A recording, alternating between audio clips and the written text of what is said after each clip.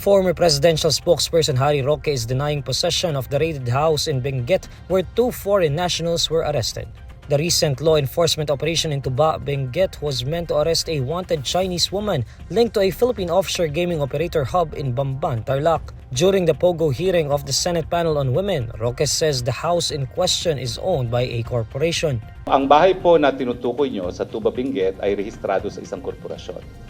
Tiniran ko po yan nung ako po ay umalis ng gobyerno, and I do have an interest in the corporation that owns it. No? Pero wala po sa akin ang possession ng bahay na yan.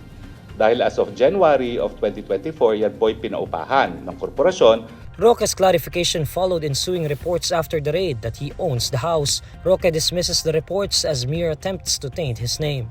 At ang umuupa po ay isang Wang Yun na isang Chinese national na siya po ay pumirma sa contract of lease ay require siya na magpakita ng alien certificate of registration at lumalabas po na siya ay holder ng isang 9G working visa, meaning she has a right to be in the Philippines.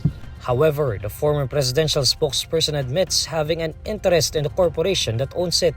Hindi ko po dinideny that, that is a house that I have an interest in. I have lived in the house.